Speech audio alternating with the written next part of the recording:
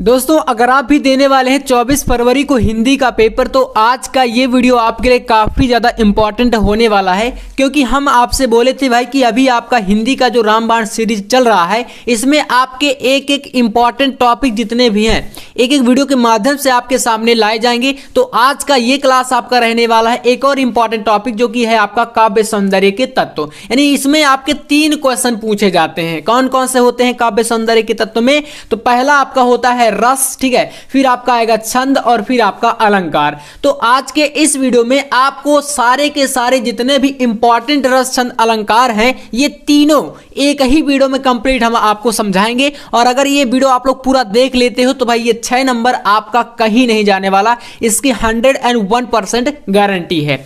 चलिए शुरू करते हैं आज के इस वीडियो को। और पूरा सबसे पहली बात देखो, याद लगभग मान लेते हैं भाई आपको सारे बच्चों को याद हो भी जाता है, लेकिन इसमें लिखने का जो एक तरीका होता है, जैसे कि आपने देखा होगा कि क्वेश्चन कभी पूछ लेता है कि भाई उदाहरण देते हुए स्पष्टीकरण करो, कभी क्वेश्चन और अलग तरीके से पूछ लिया। तो भाई इसमें आखिरकार सारा कुछ डाउट आज के इस क्लास में क्लियर ही करना है कि भाई क्या क्या हमें लिखना होता है। चलिए आपको सबसे पहले यहां पर हम लोग कराते हैं, देखो तीनों टॉपिक यहां पर क्लियर करेंगे। एक चीज याद रखिएगा, तो सबसे पहली बात 2 नंबर का जो रस आता है इसमें आपको परिभाषा और उदाहरण देखो सबसे इंपॉर्टेंट बात है यहां पर आज के इस वीडियो में बहुत ही आसान से उदाहरण आपको बताऊंगा कि एकदम चुटकियों में आप इसको याद कर सकते हैं।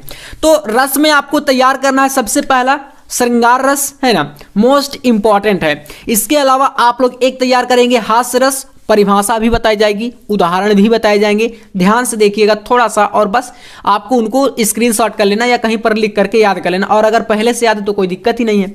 एक आपको वीर रस, तो 3 रस हैं, 3 में से आपको सबसे पहला एक यहां पर और कभी कभी पूछ लिया जाता है, तो भाई कोई मतलब डाउट ना रहे कि भाई बाद में ऐसा हो जाए कि यार हम इन तीनों को पढ़ के गए और नहीं आया, तो ऐसा तो होगा नहीं। वैसे एक अथवा में 2 क्वेश्चन रहते हैं तो 2 में से एक आपको आ ही जाना है। सबसे पहले आपको एक बता देते हैं करुण रस, ठीक है, ये भी काफी महत्वपूर्ण है। तो देखिए ये आपका क्वेश्चन नंबर 12 के अंतर्गत आएगा। पेपर में आपको ऐसे ही लिखना है, पहले डालोगे आप प्रश्नोत्तर संख्या 12, क्योंकि 12 नंबर क्वेश्चन में ही ये पूछता है, ठीक है। फिर आप लिखोगे का नंबर और इसमें लिखोगे करुण रस, है ना। करुण रस क्या होता है देख लीजिए।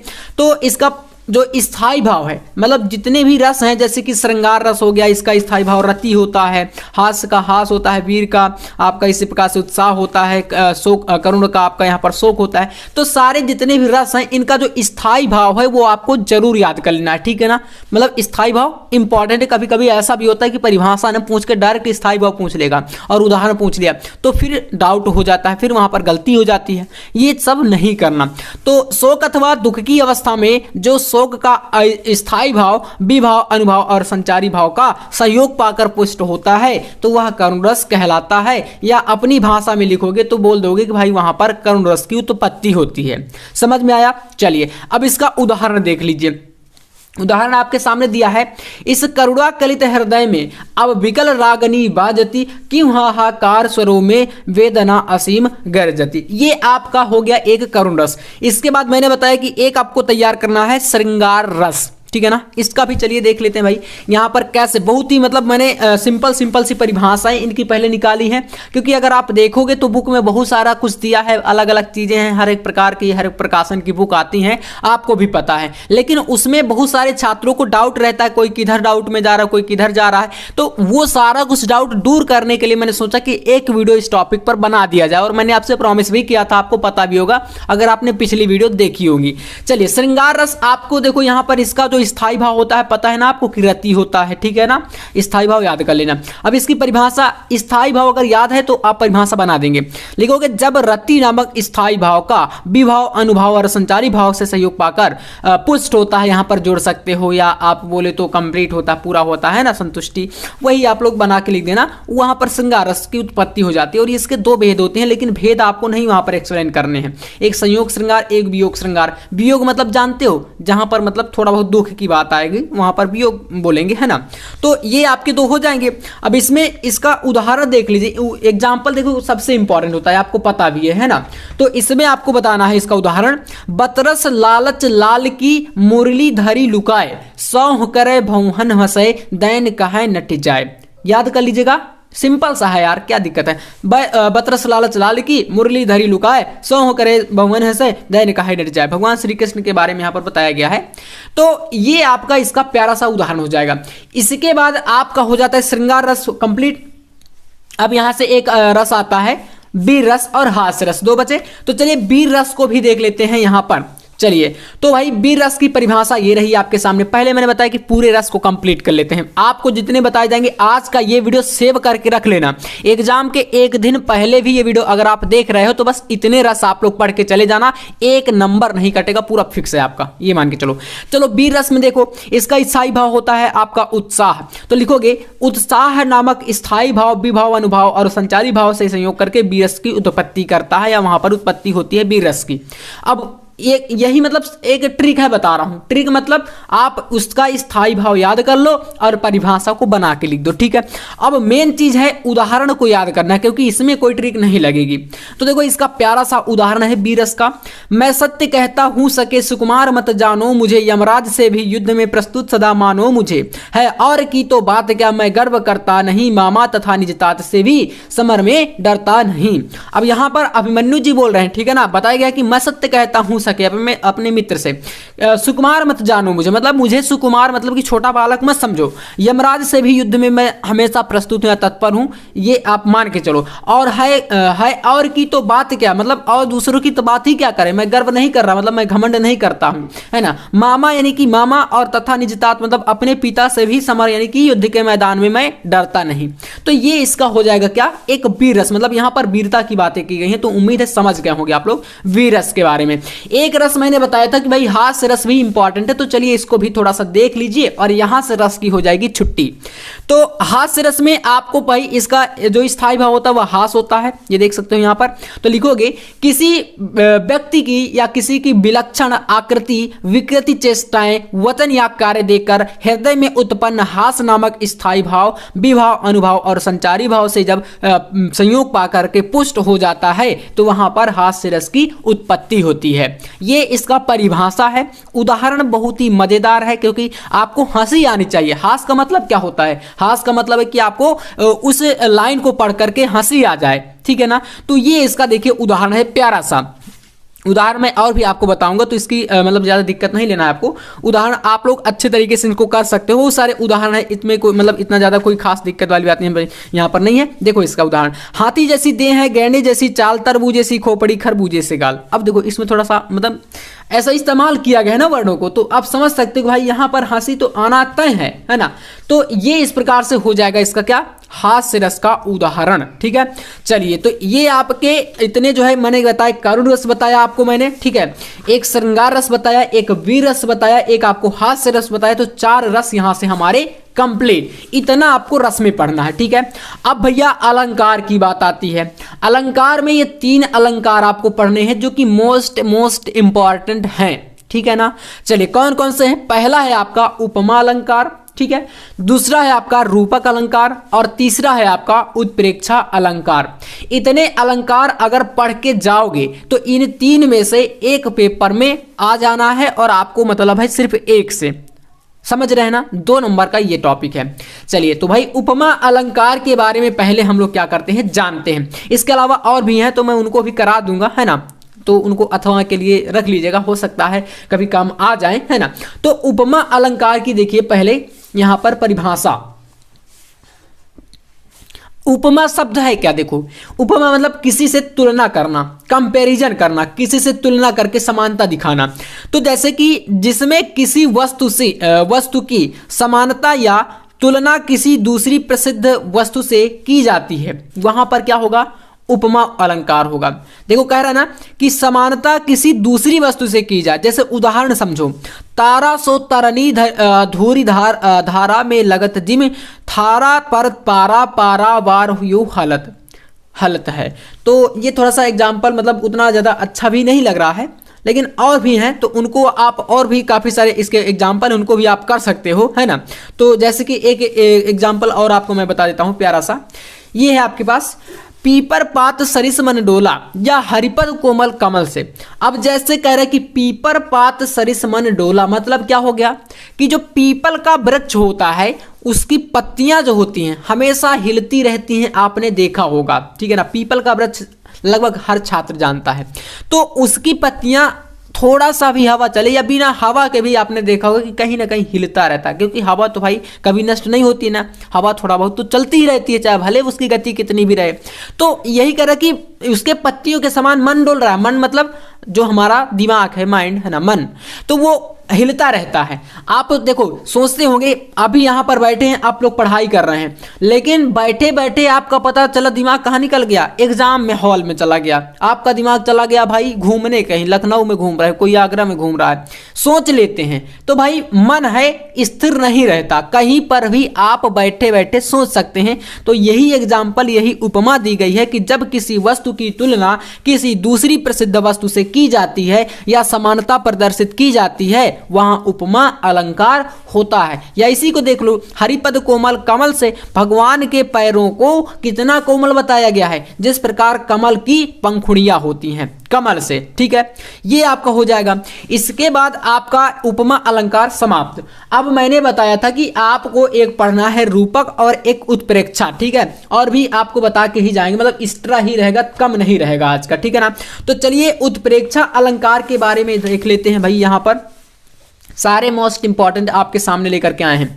देखिएगा उत्प्रेक्षा अलंकार, तो जहां उपमेय और उपमान की भिन्नता जानते हुए भी, यानी हमें पता है कि उपमेय और उपमान क्या है, भिन्न है, एक दूसरे से अलग अलग हैं, हमें पता है, जानते हुए भी उपमेय में उपमान की संभावना की जाए, वहां उत्प्रेक्षा अलंकार होता है। और इसमें एक खास बात ये रहेगी कि इसमें आपके ऐसे वाचक शब्द जरूर आएंगे एग्जाम्पल में, जैसे मनु, मानव, जनु, जानो, इस प्रकार के वाचक शब्द आते हैं। उदाहरण समझोगे तो भाई क्लियर हो जाएगा। जैसे तरनि तनुजा तटमाल तरवर बहु छाए, झुके कुल सो जल पर सनहित मनहु सुहाय। ये मनहु मानव ऐसा वर्ड आया ना एक, तो ये इसका हो जाता है उत्प्रेक्षा अलंकार।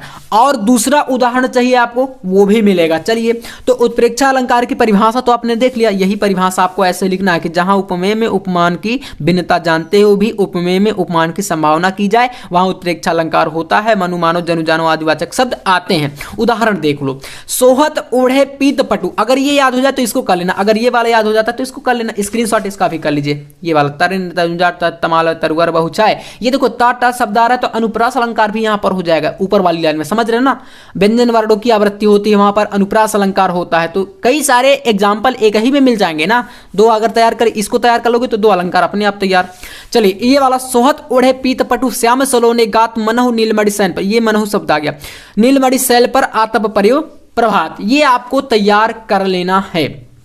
इसके बाद आपका एक अलंकार कौन सा बचा, तो ये मैंने बताया था कि रूपक अलंकार। चलिए, तो रूपक को भी देख लीजिए भाई, ये दिया है आपके पास रूपक अलंकार, जहां उपमेय में उपमान के रूप में, उपमेय में उपमान के रूप में कहा जाए, उपमेय को यहां पर कर सकते हो, उपमान के रूप में कहा जाए वहां पर रूपक अलंकार। जैसे उदित उदयगिरी मंच पर रघुवर बाल पतंग, बिकसे संत सरोज सब हर्षे लोचन भ्रंग, मतलब कि यहां पर बताया किसके बारे में गया भाई, तो भगवान राम जी की जब शादी हो रही थी, क्या हो रहा था, शादी, तो विश्वामित्र जी के साथ, यानी कि वो गए थे भगवान राम और लक्ष्मण जी, तो वहां पर जब वो मंच पर पहुंचे तो बताया गया है उदित उदयगिरी मंच पर रघुबर बाल पतंग, मतलब कि भगवान राम उस टाइम पर क्या थे, बालक के रूप में थे, मतलब ज्यादा, मतलब युवा नहीं थे उतना ज्यादा, है ना।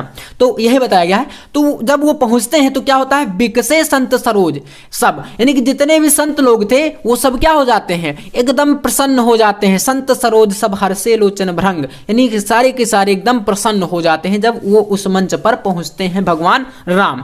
तो ये इसको आपको रूपक अलंकार को तैयार कर लेना, उत्प्रेक्षा अलंकार, उपमा अलंकार, ये सारे अलंकार यहां से आपके क्लियर हो जाने चाहिए, ठीक है ना। तो उम्मीद है कि यार आपको ये जो चीजें हैं अच्छे तरीके से कहीं ना कहीं समझ में आ गई होंगी। इसके अलावा एक अलंकार और है, आप चाहो तो इसको कर सकते हो, श्लेष अलंकार को भी, ठीक है। देखो लिखा गया है, जहां काव्य में, श्लेष का मतलब होता है श्लिष्ट या चिपका हुआ, एक ही शब्द में कई सारे अर्थ निकलेंगे, यही बताया जाएगा। तो जब जहां काव्य में कोई शब्द एक ही बार आए या एक बार प्रयोग हो और उसके अलग अलग अर्थ हो तो वहां श्लेष अलंकार होता है। जैसे तुम कौन धो पाठी पढ़े हो कहूं, मनहु लेहु पै देहु छटांक नाही, ये आपका श्लेष अलंकार हो जाता है यहाँ से। चलिए, अलंकार वाला टॉपिक क्लियर हुआ, रस वाला टॉपिक क्लियर हुआ। अब हम आ जाएंगे छंद में, ठीक है ना। तो ये लास्ट टॉपिक है, लास्ट एकदम, इसको भी देख लीजिए कौन कौन से हैं। तो एक आपको तैयार करना है, अगर इतना तैयार है तो समझ के जाना कि अब हम इस टॉपिक से मुक्त हो चुके हैं, ठीक है ना। तो भाई वीडियो को सेव कर लेना, एग्जाम के पहले एक दिन देख के चले जाना और सारा नंबर आपका एकदम आ जाएगा। ये मान के चलो आप लोग, हिंदी में हमने 95+ का जो टारगेट लिया है, 95+ मैंने बताया है कि आपको इस बार दिला के रहेंगे, वो जरूर आएगा, नो डाउट। बिल्कुल टेंशन नहीं लेना आप लोग, बस मेरे साथ जुड़े रहेगा, इस चैनल पर सब्सक्राइब करके आप ज्वाइन रहिएगा, जुड़े रहिएगा। आपको एग्जाम तक हर वो टॉपिक कराया जाएगा जो बोर्ड एग्जाम में आपके आएगा। तो चलिए, यहां पर दोहा आपको तैयार करना है, एक सोरठा, एक रोला, इतनी चीजें इसमें आपको तैयार करना है। और चाहो तो चौपाई को भी कर सकते हो, क्योंकि चौपाई भी इंपॉर्टेंट है ही, मान के चल सकते हो, है ना। तो चलिए, यहां से पहला स्टार्टिंग करते हैं दोहा से। दोहा का परिभाषा इस तरीके से, इसमें स्पष्टीकरण भी मांगता है। तो देखोगे यहाँ पर, यह अर्ध सम्मात्रिक छंद है जिसमें 4 चरण होते हैं। पहले एवं तीसरे चरण में 13 तथा दूसरे और चौथे चरण में 11-11 मात्राएं होती हैं। ये इसकी परिभाषा है। अब बात कर लेते हैं उदाहरण की, जैसे कि भरतहि होई न राज मधु विधि हरि हर पद पाए, कबहु की कांजी सी करनी क्षीर सिंधु बिन साए। अब देखो, स्पष्टीकरण इसमें बहुत इंपॉर्टेंट है। स्पष्टीकरण के तौर पर जैसे यहाँ पर ये मात्राएं लगी हैं, अब जो ये एक एक लाइन होती है इसको बोलते हैं लघु लघु, और इसको एक गिना जाता है। और जो ये एस की तरह बनाया गया है, एस की तरह, इसको बोलते हैं क्या, गुरु। क्या बोलते हैं, गुरु बोलते हैं। तो जान लो, अगर डाउट है तो ये होता है लघु, ठीक है। इसको क्या गिनते हैं भैया, एक गिनते हैं। और ये होता है क्या आपका गुरु, इसको हम लोग क्या गिनते हैं भाई, 2 गिनते हैं, ठीक है ना। लघु गुरु, लघु गुरु। और लगते कैसे हैं, जिस वर्ड को या जिस शब्द को पढ़ने में कम टाइम लगेगा उसमें लघु, और जिसमें थोड़ा सा टाइम लगे या आपका मुंह थोड़ा सा ओपन ज्यादा हो, वहां पर समझ लेना कि वो गुरु लगेगा। तो ये इस तरीके से देख लेना, गिनती कर लेना, हर लाइन में जितनी मात्राएं हैं वो आपका ऊपर पहले ही बताया गया है, ठीक है। इसको आपको तैयार करना है, काफी ये इंपॉर्टेंट रहता है आपका। तो दोहा यहां से कंप्लीट हो जाता है आपका। अब भाई बात कर लेते हैं अगले। यहां पर मैंने बताया सोरठा के बारे में। सोरठा क्या होता है, यह दोहे का जस्ट उल्टा है, इसकी परिभाषा का जस्ट उल्टा। जैसे कि इसके प्रथम और तृतीय में 11-11, इसमें क्या थी, प्रथम और तृतीय में आपके 13-13 मात्राएं थी।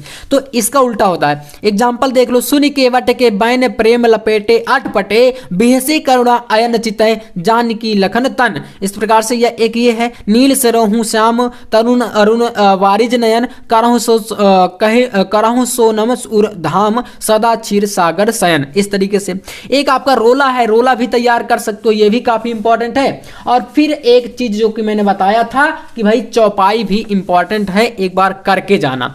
तो चलिए, चौपाई को भी एक बार देख लीजिए। ये रहा इसके आपकी परिभाषा। चौपाई आपको पता है कि ये एकदम सम्मात्रिक छंद होता है, प्रत्येक चरण में 16-16 मात्राएं होती हैं। रामायण वगैरह आप लोग पढ़ते होंगे, रामचरितमानस, उसमें आपका आता भी है ये। तो यहां से हो जाएगा इसका ये परिभाषा। और उदाहरण देख लीजिए, सकल स्नेह शिथिल रघुवर के, गए कोस दुई दिनकर ढर के, जलुथल देख बसे निसबीते, कीन गवन रघुनाथ प्रीते। अब बताओ, सारे देख सकते हो लघु गुरु, लघु गुरु आपके सामने स्पष्टीकरण ऐसे ही करना है। और गिन लो, आपका हर एक लाइन में 16-16 मात्राएं ही आएंगी। तो उम्मीद है कि आज का ये क्लास आपको बेहतरीन लगा होगा। और ये जो 3 टॉपिक थे ये आपको मैंने बता दिया, स्क्रीनशॉट कर लो। रस में क्या क्या बताए, छंद में क्या क्या बताए, 1-2 एक्स्ट्रा ही बताए हैं आपको, इससे कम नहीं बताए हैं। और यहाँ पर अलंकार और छंद पूरा। तो ये जो काव्य सौंदर्य वाला टॉपिक है आपका पूरा कंप्लीट हो गया होगा। अब चलिए भाई, मिलते हैं नेक्स्ट वीडियो में। और नेक्स्ट वीडियो आपका आएगा आवेदन पत्र और निबंध लेखन के ऊपर, अभी से बता रहे हैं, ठीक है ना। तो सब्सक्राइब करके रखना। इसी प्रकार से उस टॉपिक को भी, दोनों टॉपिक को हम लोग कंप्लीट कवर करेंगे, क्योंकि वो टॉपिक दोनों 15 नंबर के आते हैं। चलिए, मिलते हैं नेक्स्ट वीडियो में नेक्स्ट टॉपिक के साथ मेरे दोस्तों। तब तक के लिए जय हिंद, वंदे मातरम।